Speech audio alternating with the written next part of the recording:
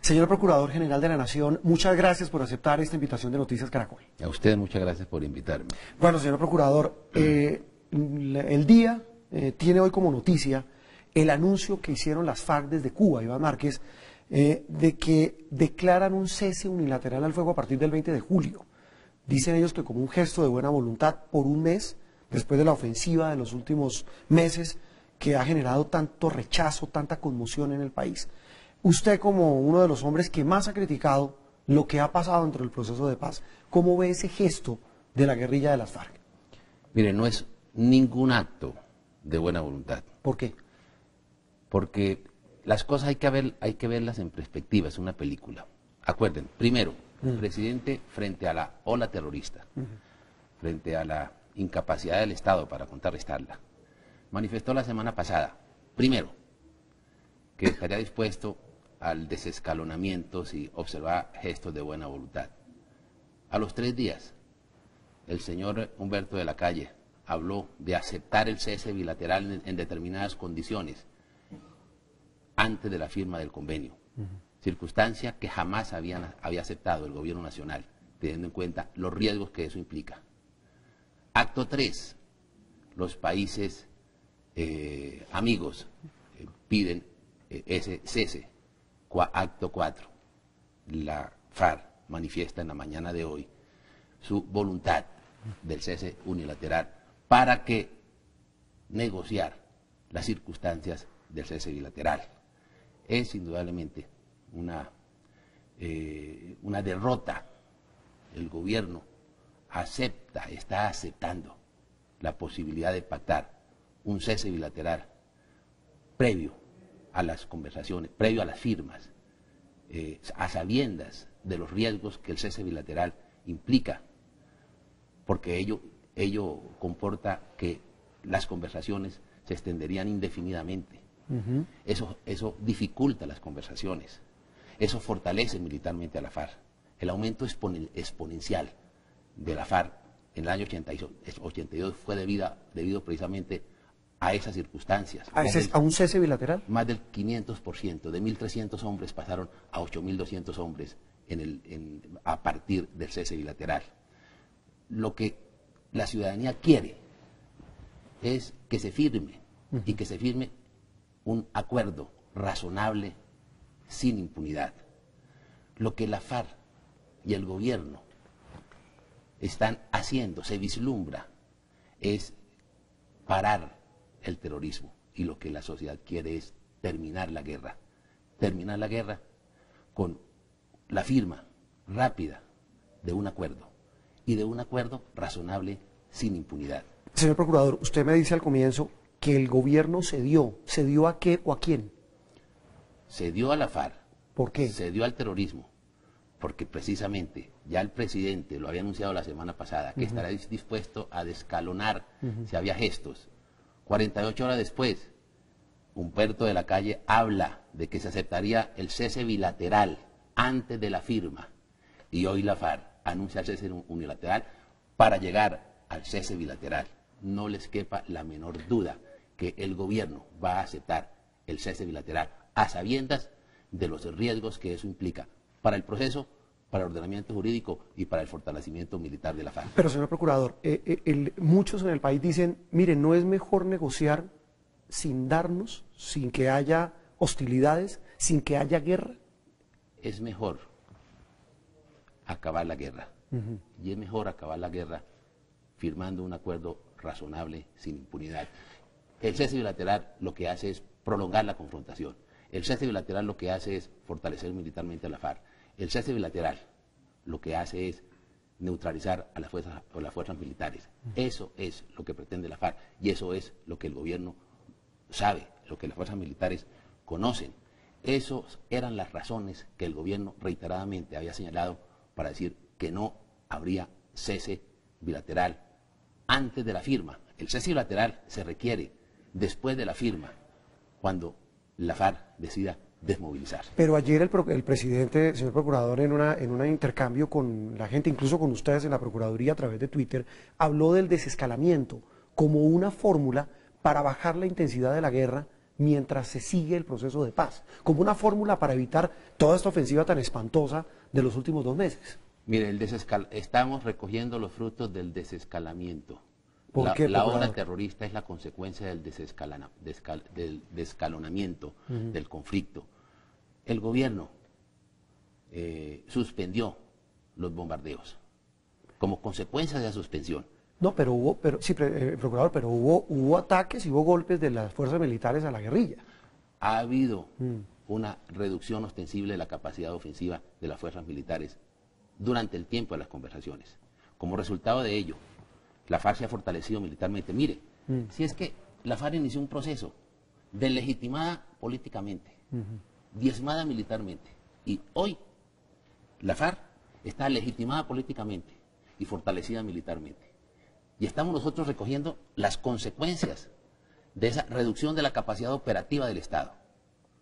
Y estamos nosotros profundizando en las circunstancias con la posibilidad del cese bilateral, que es precisamente la exigencia que la FARC siempre había hecho y lo que el gobierno ya, en la entrevista del doctor de la Calle, anunció que estaría dispuesto a admitir, que estaría dispuesto a aceptar. La respuesta a ello, primero, la respuesta a la incapacidad militar del Estado para combatir el terrorismo fue el anuncio del gobierno de que estaba dispuesto a desescalar y a suspender bilateralmente la confrontación. Es indudable que la gran alternativa, el problema no es si se suspende o no. Lo que quiere la FARC y lo que el gobierno estaría dispuesto a admitir, porque lo dijo el presidente la semana pasada, porque lo dijo antier Humberto de la Calle, es suspender la confrontación. Lo que quiere el país es terminar la guerra, y terminar la guerra firmando un acuerdo razonable, sin impunidad. Pero la suspensión bilateral lo que garantiza es la prolongación de las conversaciones. El gobierno debería exigirle a la FARC que la suspensión unilateral lo hiciera de manera inmediata. Es que no puede el gobierno permitir que haya 12 días más de muertes y de atentados. El gobierno debe exigir que la suspensión unilateral sea inmediata. No desde el 20 de julio, como la... No, que sea inmediata y que si hay un acto más de terrorismo contra la sociedad civil, se para de la mesa. Y poner una fecha límite del 31 de diciembre. Como diría mi abuela, mijito, hay que amarrarse los pantalones. Y eso es lo que la opinión pública, es lo que el país, es lo que las víctimas, la opinión pública, las víctimas están hartas, la sociedad está indignada con la retórica de una paz donde lo que se ha obtenido es el fortalecimiento militar de la FARC sin ninguna eficacia en las conversaciones que se han llevado a cabo. Yo pienso que el escenario es claro. Lo importante no es generar acuerdos para suspender, para reducir la confrontación, sino para terminarla. Y el gobierno tiene instrumentos para ello, exigencias para ello. Cese unilateral, ya. Un acto de terrorismo más, me levanto de la mesa. Pero esto tiene un término hasta el 31 de Pero diciembre. lo interrumpo, procurador, porque eso fue lo que dijo de la Calle también en esa entrevista que usted alude. Él dijo, las FARC en algún momento no nos van a encontrar en la mesa. Y fue también como una especie de ultimátum a esa ofensiva, a ese terrorismo irracional de la guerrilla de los últimos meses. ¿O usted lo interpreta así? Mire, es una característica del gobierno en estas materias, de ser sí pero no, no pero sí, una especie de sinoísmo. Eso lo dijo, lo que usted refiere, pero inmediatamente dijo, estamos dispuestos al cese bilateral, que era el mensaje dirigido a la FARC, para que la FARC inmediatamente reaccionara como reaccionó hoy, pero exigiendo el cese bilateral. Y el gobierno sabe perfectamente lo que implica el cese bilateral, prolongación indefinida de las conversaciones, fortalecimiento militar y fortalecimiento territorial. Esa es la experiencia que tiene. El problema no es de seguir prolongando después de 2 años y medio de conversaciones. El gobierno tiene el deber frente al país y la opinión pública tiene el derecho de exigir una terminación rápida de las conversaciones y un acuerdo razonable sin impunidad. Pero a lo que estamos abocados no es aún la expresión a un acto de buena voluntad de la FARC, sino, en últimas, a el episodio anterior a la postración del gobierno frente al terrorismo, si llegara a aceptar el cese bilateral de hostilidades. El presidente también en esa charla virtual que tuvo ayer le respondió a usted una pregunta que usted le envió, la Procuraduría, el Ministerio Público, donde hablaban del tema de las víctimas. En ese punto y en ese sentido, ¿lo dejó satisfecho la respuesta del gobierno, del presidente Santos? Mire, hay la única satisfacción que quieren las víctimas. Porque perdón, lo interrumpo, el presidente dijo, si no hay reparación total, no hay acuerdo, no termina en un acuerdo.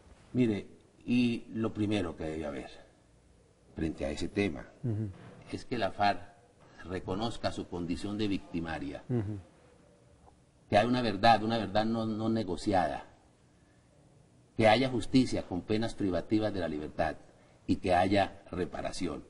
El resto es retórica. ¿Y eso no está planteado hoy en el proceso, según lo que usted ve? Hay muchas falencias, hay muchas dudas, hay muchos temores que la Procuraduría se ha encargado de repetir y de reiterar. Pero es que miren la dinámica que esto ha adquirido.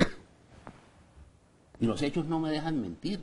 Y la opinión pública lo conoce. Primero, se dijo que el marco jurídico para la paz era el instrumento constitucional dentro del cual se desarrollaban las conversaciones.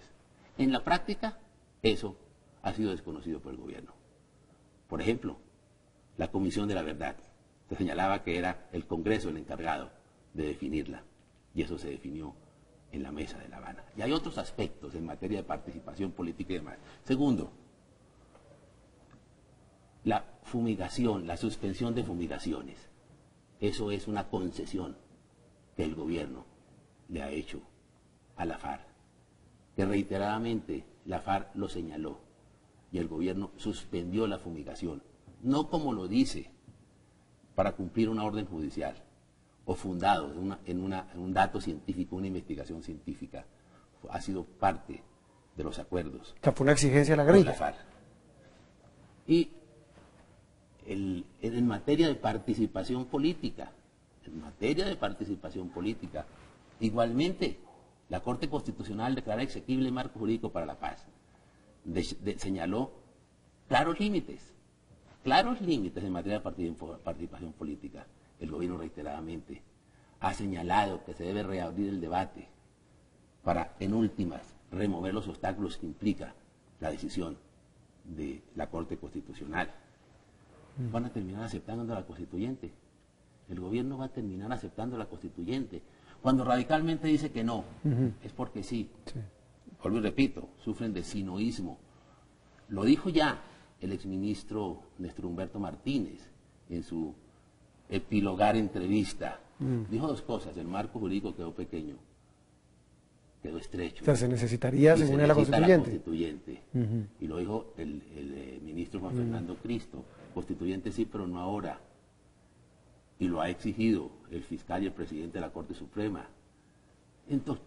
Entonces ha habido una dinámica que señala cómo quien va ganando en estas conversaciones son la FARC, quien está perdiendo son los ciudadanos en terrorismo, en seguridad, en reparación a las víctimas. Es indudable que las cosas deben decirse como deben decirse. Por eso el hastío de la opinión pública. Y ese hastío de la opinión pública señala precisamente la necesidad de terminar esto, no de suspenderlo, de terminarlo, pero con un acuerdo razonable y sin impunidad. Esto ha tenido implicaciones dramáticas, impactos dramáticos. La pérdida de la seguridad ciudadana. ¿Usted por qué cree que más del 87% de los ciudadanos perciben que la inseguridad se ha deteriorado? Entonces usted se pone a comparar las estadísticas y las informaciones oficiales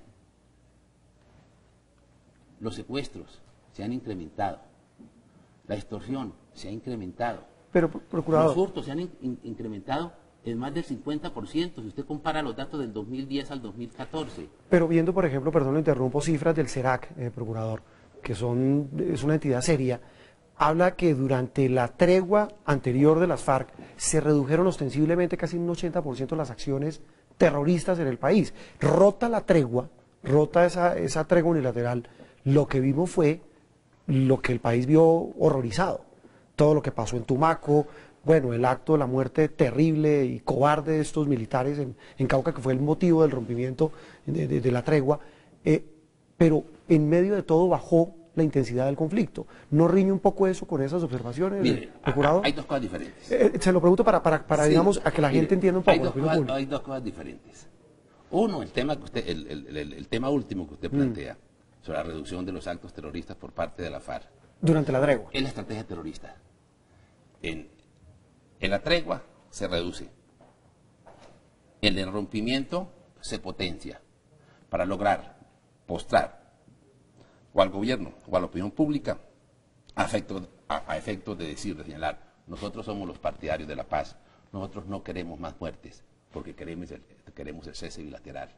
Pero es el instrumento que utilizan para dar dos pasos adelante, porque el cese bilateral es lo que ellos requieren para obtener lo que refería anteriormente, fortalecimiento militar y fortalecimiento territorial, y hacer del diálogo un diálogo interminable. Y el otro aspecto tiene que ver con el impacto que esto ha tenido en la seguridad ciudadana. ¿Sí? Hoy la gente se siente inseguro. No es un problema de percepción, es un problema de realidad. Pero ese es un tema más, digamos, de temas locales, o usted No, también se lo adjudica, lo conecta con el tema del orden público. Por una razón elemental. La fuente inagotable de la inseguridad ciudadana, de estas bandas criminales, es el microtráfico. Y el microtráfico se ha fortalecido a partir del desmonte que el gobierno nacional ha hecho de la política contra los cultivos ilícitos como una forma de cumplirle lo que ha pactado con la FARC en esa materia. Eso ha determinado, porque el desmonte imperceptible de la política contra los cultivos ilícitos lleva más de un año. Por eso es que las estadísticas de la semana pasada de Naciones Unidas Los cultivos muestran que los cultivos se han incrementado en un 41% según la embajada y en un 39% según Naciones Unidas. Ello ha impactado necesariamente en el fortalecimiento del microtráfico. Microtráfico que igualmente, ¿quiénes son los beneficiarios del microtráfico? La FARC y las BACRIM. Procurador, usted dijo en España hace unas semanas que estuvo hablando del proceso de paz, que esos diálogos y todo el panorama que nos está pintando, que esos diálogos estaban en cuidados intensivos, pero hoy lo noto mucho más pesimista que antes. No, mire, los colombianos queremos que estos diálogos lleguen a buen puerto. O sea, ¿usted quiere que haya proceso de paz? Sí, señor, lo he manifestado. Lo he manifestado reiteradamente, constantemente, ahora, a deshora, a tiempo, a destiempo, con prudencia, con imprudencia, pero siempre con el afán de acertar. Colombia quiere, los colombianos quieren, las víctimas, los militares, la sociedad civil toda, quiere, porque de alguna medida todos los colombianos hemos sufrido los rigores de la violencia en estos 50 años, ofrendando su vida o la sangre de los suyos, o sus propiedades, o sus libertades. Queremos la paz y queremos que esto termine, que la guerra termine, no que se prolongue indefinidamente, que termine con un acuerdo, con un acuerdo razonable, sin impunidad. ¿Sí? Eso es, en últimas, lo que compromete, lo que entusiasmaría de este proceso de paz. Pero el escepticismo que lo ronda, la pérdida de credibilidad que lo ha permeado, es precisamente por la falta de la buena voluntad y por la actitud del gobierno de conceder de las expresiones retóricas. Y esas expresiones retóricas han terminado por afectar la credibilidad de este Sí. ante la ausencia de acciones efectivas. Así como usted lo critica, este proceso de paz, el presidente le ha dicho en muchas oportunidades, también de diversas maneras, que el que maneja el proceso es él. Y ha dicho también que prácticamente no es competencia suya hablar de lo que está hablando, que es el proceso de paz. Para decir eso se requiere no conocer la Constitución y no conocer las competencias que tiene el procurador. El procurador representa a la sociedad. El procurador puede participar en la elaboración y hacer evaluaciones de las políticas públicas. El procurador tiene exigencias legales que debe cumplir en esta materia. Por eso no me callaré, no puedo constitucional y legalmente, no quiero y no debo. ¿Por qué? Por las funciones que tengo, por los roles legales, por los roles constitucionales, por mis deberes frente a las víctimas, por mi condición de representante de la sociedad, por mis deberes de defensa del ordenamiento jurídico y de las normas constitucionales. Esas críticas podrían ir más allá de unas simples observaciones y pasar ya a un plano, por ejemplo, al tema de investigación. No, yo no investigo al presidente. No por el presidente, pero sí a otros funcionarios del Estado que tiene que ver con el tema. No, mi obligación es advertir.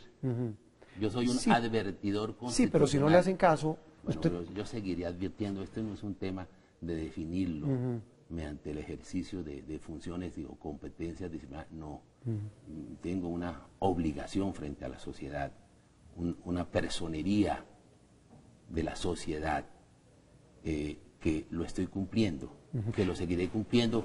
Si me lo permiten, lo seguiré haciendo. Ya vamos para allá, el tema de si se lo permiten, pero antes de eso es que hubo un episodio que me permite complementar esa pregunta, procurador, que fue el asesinato cobarde de los muchachos soldados en el Cauca, en Buenos Aires.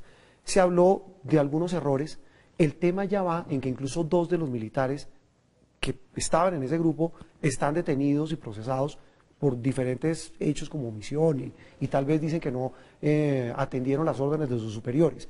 En la Procuraduría, ese tema, ¿cómo va, procurador? Y se lo pregunto porque es un tema delicado que tiene que ver con el conflicto. No, desde luego que hay investigaciones y hay una investigación donde hay, ya se agotó la indagación y hay una apertura formal de investigación contra varios oficiales.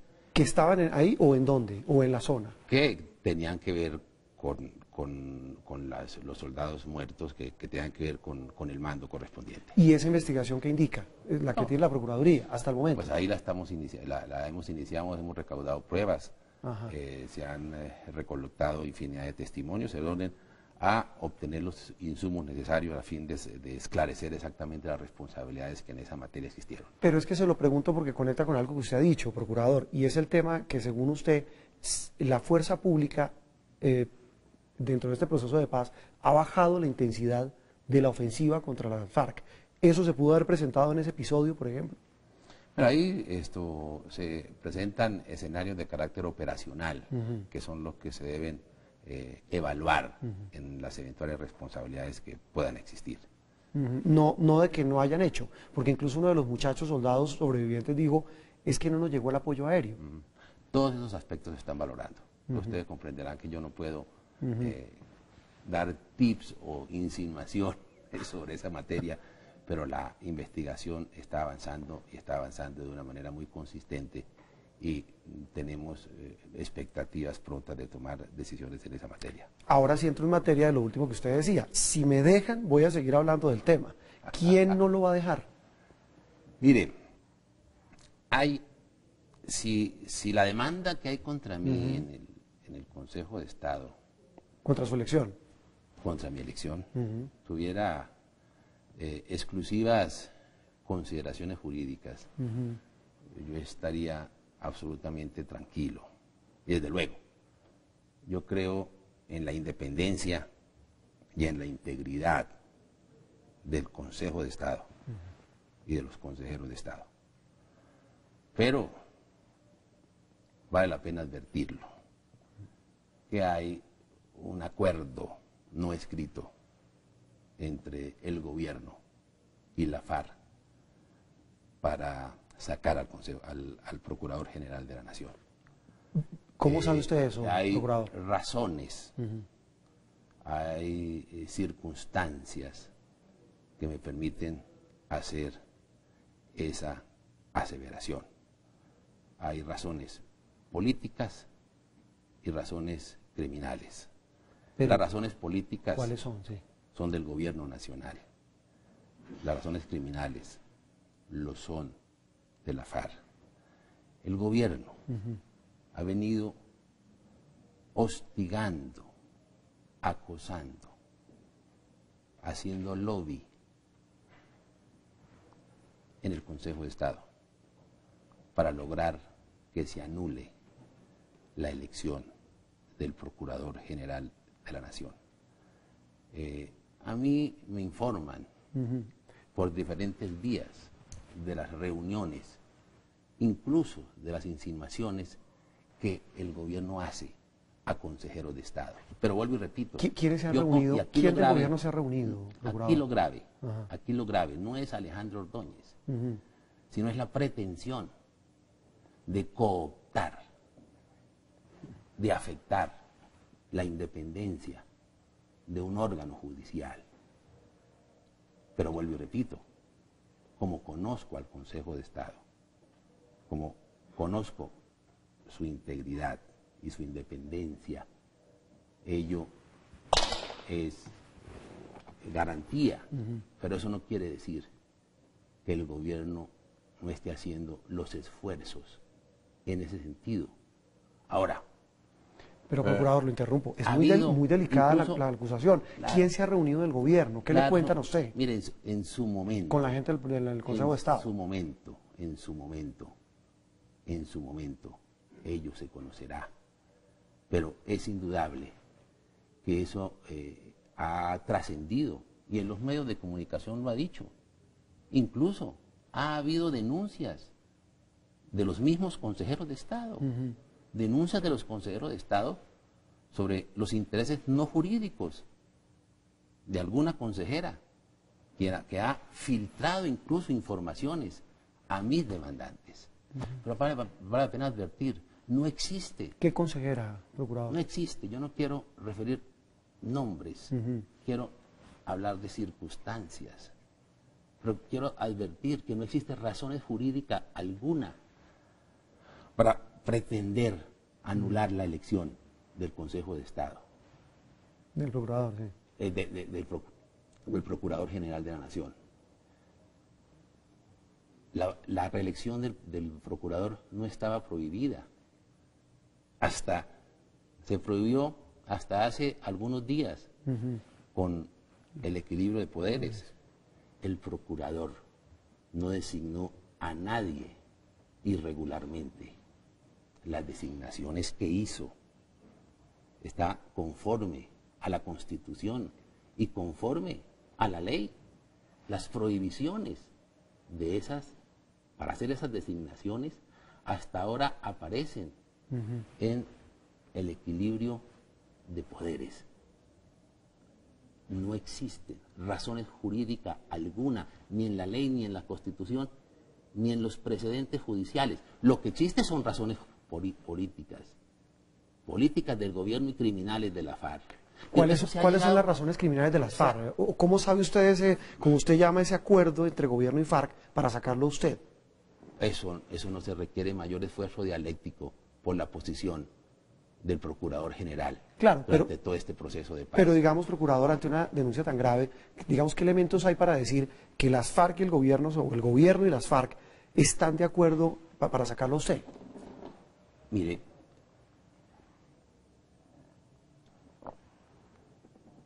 son los beneficiarios de la sacada del procurador. Pero eso es una conclusión suya, procurador, con todo respeto. ¿O tiene algún elemento que indique? Hay demasiados elementos, demasiados indicios que se conocen. ¿Como cuáles, por ejemplo? Pero en el escenario mediático yo no lo voy a decir, pero es clara, son constantes, son permanentes las aproximaciones que el gobierno nacional hace en torno al Consejo de Estado para obtener dicha decisión. Y creo que en esa materia en esa materia, no van a obtener que mi posición se ablande, porque estoy cumpliendo mis deberes, porque si se me pretende pasar una cuenta por la crítica que permanentemente he hecho en defensa del ordenamiento jurídico y de las víctimas, pues ello no es el camino para obtener o para lograr que el procurador descafeíne esas posiciones. No lo voy a hacer, no lo haré, y desde luego confío en la independencia del Consejo de Estado. Eso ha llegado a tal punto que, por ejemplo, el señor fiscal general de la Nación, hace algunas semanas, le entregó al presidente la hoja de vida del señor vicefiscal general de la Nación para en el evento de que se anulara la elección del procurador.